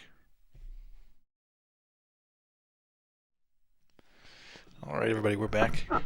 So we'll come back in on World Container. So this was a big album of the time. So this came out October 17th, 2006. Big comeback, I think.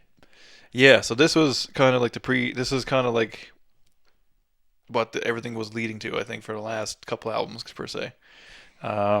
So at this juncture, this is where like the band feels like they got to take a step back. Yeah. Or they were taking a step back without trying, kind of thing. Like they went from playing arenas to playing theaters. That's right. You know what I mean? That kind of thing. So they kind of felt like success was waning or whatever. So how do you fucking deal with that? You get Bob Rock to come produce your fucking album for you. Bob Rock.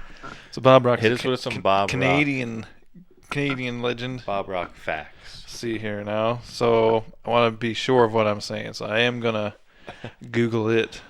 Some Bob Rock facts. I want to get his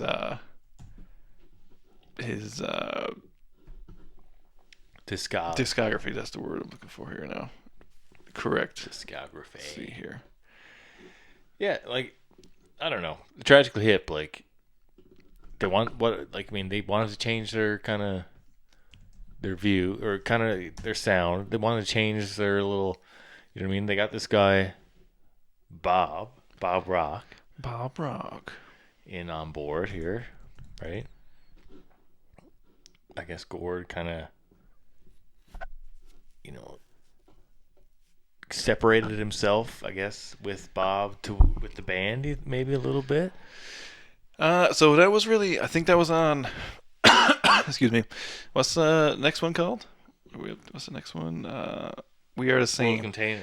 So We Are the Same is more when that started to kind of come up. Oh. So this one here was kind of like, this was like the revival. So this was like the good one. Like this was like, oh shit, we're working with Bob Rock. This is gonna be fucking awesome. That kind of thing. So his career, I guess, his stuff is gonna be Metallica, Motley Crue, Aerosmith, Bon Jovi, Blue Murder, The Moffats, Cher, The Cult, David Lee Roth, Skid Row, Veruca Salt, Nina Gordon, The Offspring, 311, Our Lady Peace, The Hip, The Tea Party, Lost Prophets, American Hi-Fi, Simple Plan, Tonic, Nelly Furtado, Jan Arden, Ron Sexsmith.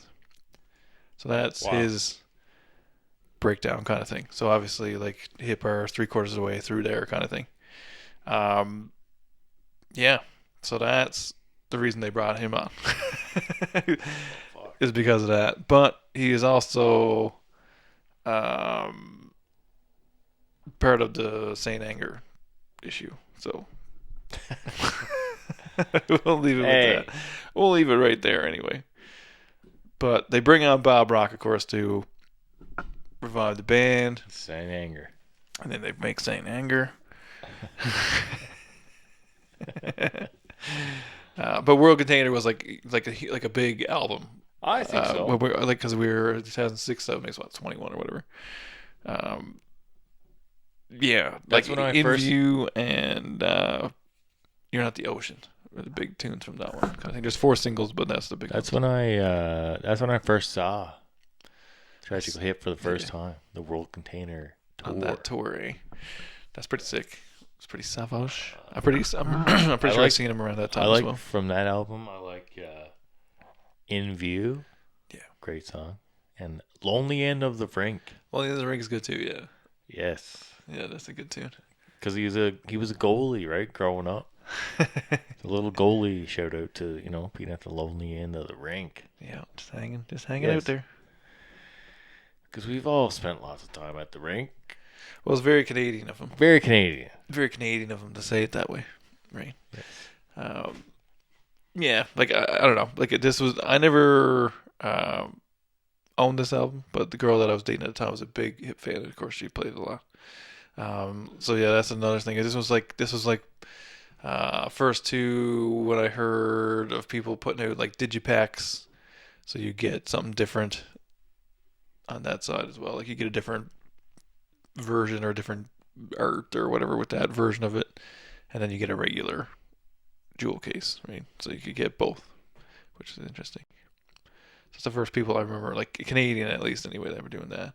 But it came out like In View debuted at #1 on Canada charts. Lonely in the Rink premiered on Hockey Night in Canada Nice. on October 7th. Great song. And it's been on Hockey Night in Canada numerous times. As well as 50 Mission Cap. Yeah, 100%. That's like almost like another anthem, like another hockey song kind of thing. Like, you can't get through a full NHL season without at least hearing that a couple times on CBC or Sportsnet. You're going to have to. I mean, at least you should anyway. They should be busting it out. Should. Pay it up. Pay him, Rogers. Pay him up. Pay it up. Pay it up. And CBC, pay him up. CBC, yeah, CBC, brutal boy. CBC, brutal boy. But yeah, this album was recorded over a couple different places or whatever. But this was the big comeback. So like, of course, now they step back up from smaller rooms to big rooms again. And this is the point where Gord demands him come back for the next album, which is We Are the Same. So now this is another kind of scrupulous time for the band, if you will. So this is like what you were talking about, is where now they're starting to separate. They're kind of doing something different, like Bob and Gord are Go up to the cabin. Yeah, they're doing their own thing, kind of thing, and the boys get sent off, right? So the boys goes on, and it comes back, and now they got all the vocals tracked, recorded, and all this stuff. So it's a bit weird. Like they're kind of treat like the band was kind of treating them more like the musicians versus part of the band. It was like almost like Gord's thing. So that became a problem. Like Sinclair and Rob both walked out of sessions during this time, and so like same thing. Like it's another scrupulous thing, and of course. George Stropalopoulos says it, talks about it in their, everybody kind of puts Tragically Hip on a pedestal kind of thing, not realizing there's all this turmoil that kind of goes with the band, right? So like that was kind of like an eye-opening thing to me. I found watching it was all of the kind of conflict that kept going, kept happening. You know what I mean? Like, which I didn't realize was part of the thing because I didn't ever talk. It's not like Motley Crue, or you know what I mean. You hear about all this craziness going on, you don't hear about it, but they were going through all this tough shit.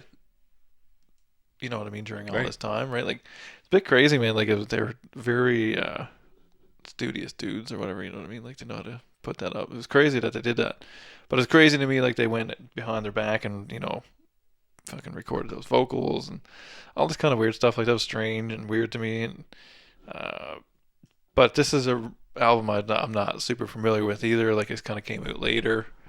I wasn't necessarily following them at all at this point. No, not at this point. But one particular song that I love from this album is called "Morning Moon." Oh yeah. So, That's the a second song that I single. haven't heard. I didn't hear when it was released. I wasn't quite following Tragically Hip at the time. Yeah. But I did hear it on CKUA Oh shit. radio early in the morning one morning, and I'm like, holy crap. Like, it felt to me like a new Tragically Hip song that I hadn't heard before. And so it was like, it totally was like, holy crap. Like, I love this song. Like, it's great, right? So I Shazammed it right away, right? Just got like, wow, Tragically Hip, Morning Moon. It's like, okay, like, yeah, like, We Are the Same. Like, I didn't know this album really much at all. Man, not at all. At the time. So I thought it was kind of interesting to see kind of behind the scenes that process of recording that album, right, with him and stuff like that. And yeah, like, and then to know like the song came out of it, at least. I mean, hey, I like that part of it, but it's not really great to see how the band was affected by the whole process. Yeah, and it did really, really affect the band, I think. And it's like, to me, and I'm not saying, because I'm a big fan of Bob, but in this situation, I think what he did was not right. Like, he even admits, like, I shouldn't have done that. Like, that was probably not how you do business. No. And like the way that I was No. taught about working with bands is exactly that. Like, I would never in my life be like, I'm going to record this part and not let anybody know. You know what I mean? Like, have other people do it. All this kind of weird Being stuff. sneaky like that. Being a bit sneaky, by. But like, I wouldn't know. That's not for me. Like, I wouldn't have that. You know what I mean? No. Like, the fact that same context as before, like, they were willing to forgive and forget, essentially, to move forward with the band, which is what they all wanted to do. You know what I mean? So really, I don't know, interesting fucking dynamic, which same thing, was never privy to. I didn't know any of this stuff. I'm a big Bob Rock fan, but I didn't know anything about any of this stuff. No. I think the idea of, recording people separately is not a bad idea, but I think the execution of it is not quite the same, where it needs to be. He did it a little bit differently. We're not deliberately or whatever. I don't know. It was weird. Involving other members of the band in on situations. Yeah, being like, oh, we're all gonna, saying, okay, we're gonna go record some stuff, and then everybody take a break first, and then they don't actually take a break. You're like, I don't know, just dodgy. Like I say, there was a few moments there where, like, as much as Gord's a treasure, I don't know if it's, I'm not saying like he's a bad person or whatever. Just to me, that was a bad call on everybody's behalf, right? Not say blame necessarily all on Bob Rock or whatever, but just not a good call, I don't feel like.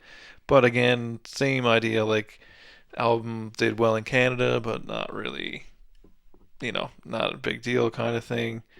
And then now for Plan A, of course, this is the 12th Hip album now. So, same kind of thing. Like, debut's a little low, so it debuts at number 3.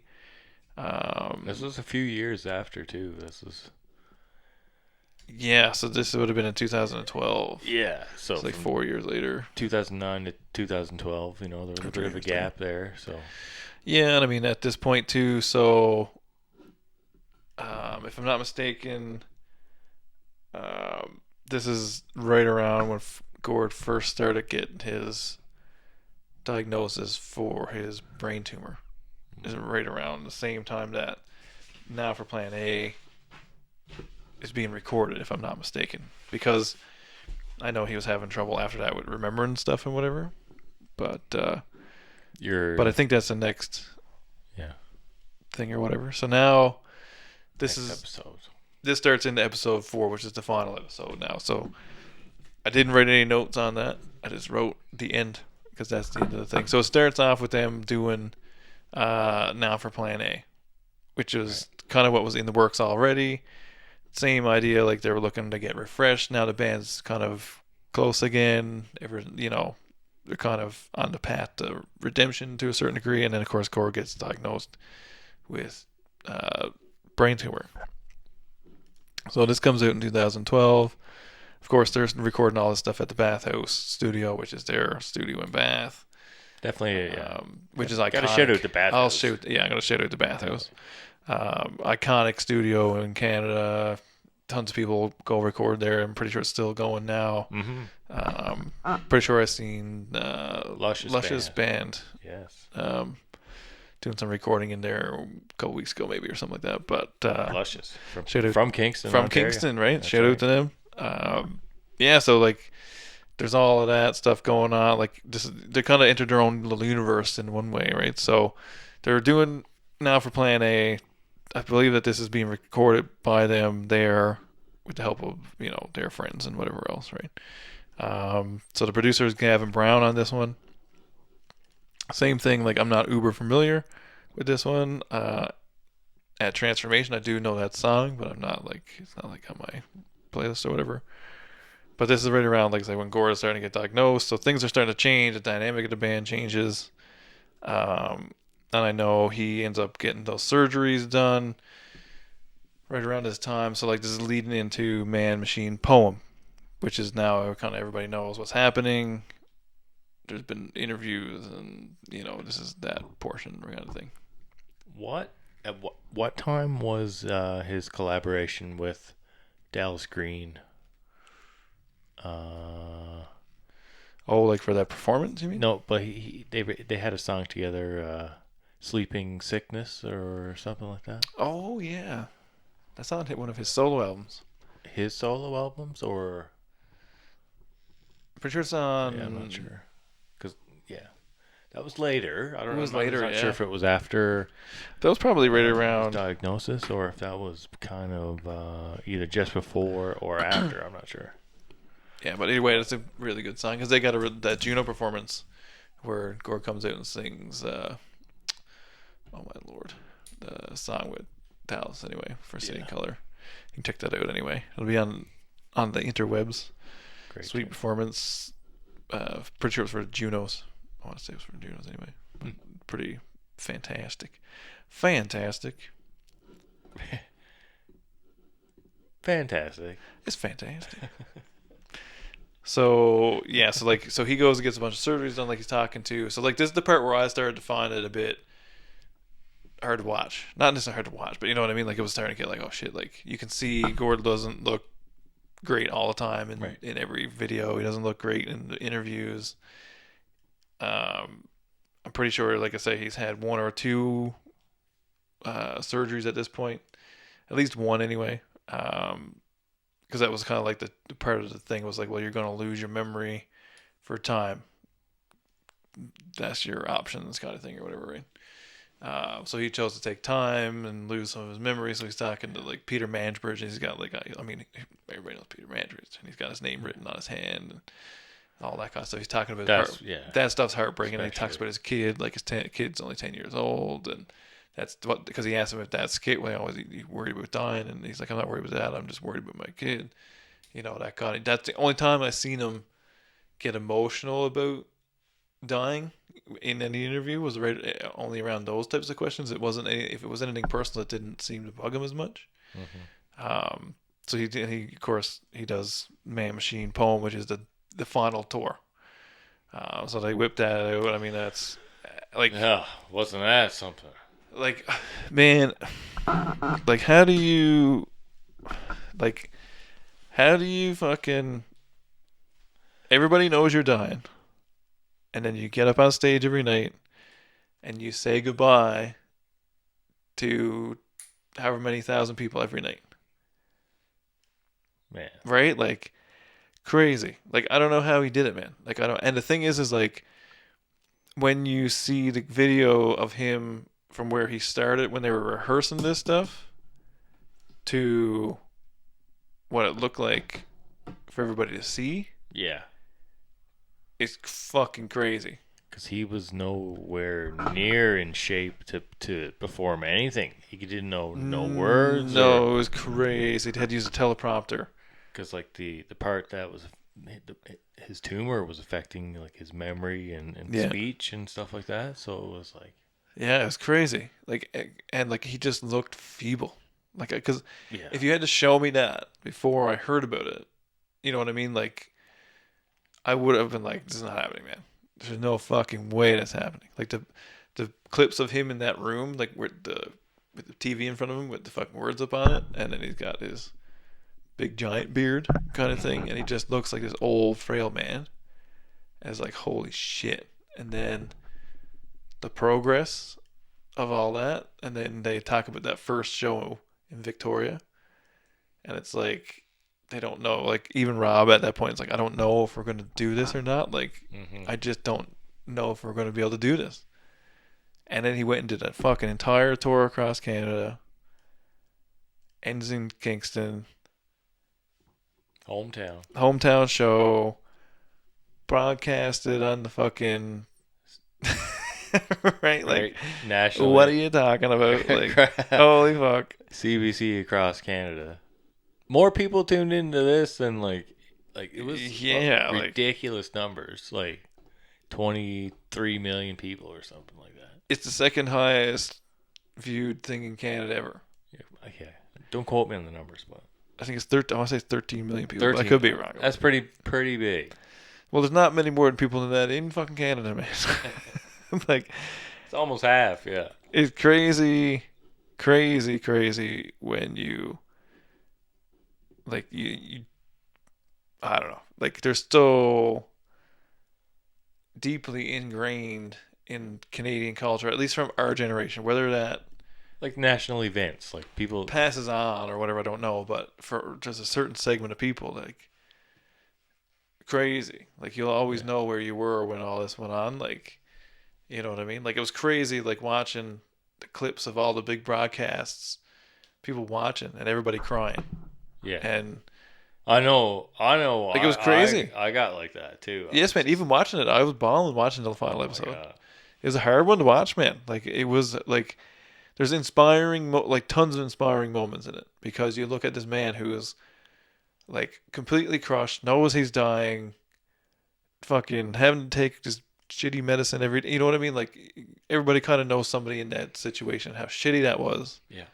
And then you see that dude got up in front of everybody and performed like that. Yeah, like, are you fucking kidding me? Like, what the fuck, man? Like, craziness. Like, it was crazy. Like, now that I notice stuff, you know what I mean? Not to say that it wasn't in my mind in the first place. Like, how is he doing this? He must be so sick. But now that I see what it actually looked like and then what it actually happened, it's like, holy Christ, man. Like, crazy. Like, crazy. And just think how hard it would be for the band to do that every night and kind of say goodnight to everyone as well, but you're also saying kind of goodbye to Gord almost every night as well. Yeah, you're counting them down, I'm sure. Like, you're counting them down. Because you know, too, like, to a certain degree, the process of doing the tour is pushing them in a positive way to a certain degree. So now what happens when this stops? But then, like, that final show in Kingston is nuts. Like, I watched it live, like, on TV, like most people, and it was like, what? Like, I don't know. It was almost like you couldn't believe it was happening. Yeah. Like, it was weird. Like, it was awesome that everybody got to celebrate it with them, but in a certain way, it was like, this is so fucking sad. Yeah. Like, it was. Like, it was so sad. Like, oh man, heartbreaking. Yeah, like, even now I'm talking about, like, it's like breaking my heart thinking about it. It's like, what could have became of all that, right? Like, and then, so of course they do this final show. It's this big thing on CBC. Everybody's torn up, kind of thing. And the thing is too, like everybody's kind of waiting then, like when are we going to hear the news of Gord passing away? Like it was kind of like I think on everybody's mind at that point. And then of course he starts off on this whole other trek of, like going up northern Ontario, and going to these native communities that need help, and gets super involved in their story, and Big, huge, Indigenous rights advocate, right? So yeah, like super, and took it to a point where I mean, like he actually did change things for these people's lives, right? Like that needed, essentials kind of thing, that didn't have running water and this and that, whatever. And the fact that they all followed him into that kind of thing, like it's at the end, it was like, and I get it, it was like we're doing a service to our friend, but it was just so, I don't know. Those dudes in that band, man, sacrificed a lot on behalf of the band. You know what I mean? Like I don't know how to explain it in that way, but like it's like even like going ahead and agreeing to do, and even though it's a good thing to do, it's like even agreeing to go ahead and do all this stuff is like very wholesome. You know what I mean? Like it's crazy how they followed him all the way to the end, kind of thing, and like. And then, of course, like at the end, Paul, of course, is there bringing him back and forth to his treatments, and like it gets really sad towards the end. Like it's hard to watch him get torn down. You know what I mean? Yeah. At the end, like that part's hard to That's watch. a fucking motherfucker. Yeah. Yeah. Fucking fuck cancer. Fuck cancer. Yeah. It's crazy to watch, and then kind of watch all that, and then to see, he passes away. So now we're, that part's kind of in the books or whatever. So to see those guys kind of move on, I mean, it seemed like it obviously took them a few years to even get the wheel to turn properly again at all, which I totally understand, because I mean, this is all they've ever done for 30 years at that point. Yeah. Right. So Yeah, I mean, we're maybe rolling up even on more. 40 years 40 now. years, Like yeah. this next couple of years will be 40 years or whatever. This year's 40 years, I guess. So for like, it just, I can't even. Irish crickets for Tragically Hip. There you go. There it is. Oh, crispy. But I don't know. I just can't imagine picking up the pieces after that and then having to do all that. But like, I'm glad that they haven't tried to do any sort of tribute thing. Like a different, if they want to do a With a tribute, different not a singer, you tribute mean? thing. I don't mean a tribute thing, because they could do a tribute thing. Like if they want to do a one-off tribute thing for charity or whatever, that's fine. But I'm glad that they didn't be like, well, let's just get a new singer and Push a new album out. try something else. Yeah, because I don't think that would have been. They're bros, man. They're good. Yeah, like they had a whole and then they did that one performance with Feist, and it was good. I mean, it was wicked, really, but it was a one-off, one song or whatever thing for Juno Yeah. 50th anniversary thing or whatever, and that's cool. Like that's fine. Something like that, fine. And I think that'd be great to do a It'd be sick to anniversary see. thing, or Yeah. you know what I mean, or Yeah, they were very. I don't know. They just took everything in stride, in a very gentlemanly way. As much as there's a lot of fuckery, but they weren't. It didn't seem like anybody was trying to fuck anybody over on purpose. no. They're all, and they're still friends. You know what I mean? Like all that. So it was really, it was heartbreaking to see towards the end, but like it was also inspiring to be like, okay, man, like look at that dude. Like he's on his deathbed and he's doing this. Mm-hmm. Like we whine about such little things sometimes, I suppose, or Yeah. whatever. And you Yeah. see this man giving it his whole, leaving it fully on the stage because that's what he knows and this is what he wants. And that's it. There's no more to it than that. You know what I mean? Like, I have to do this. And that's it. It was crazy. Yeah, it was super good. Way better than I expected. Yeah. And, kudos to Mike for putting that thing together and whoever helped him with all that stuff. But, yeah, really sad and inspiring. Like, crazy history. Yeah. Crazy Canadian history kind of thing. Like, so much Canadiana packed into there. Yeah. And definitely worth like rewatching as well. I think for any fan or anyone who's definitely interested in Canadian history and stuff like that. So yeah, there's a lot of cool tidbits and like stuff that you can go kind of deep dive yourself into, which is interesting.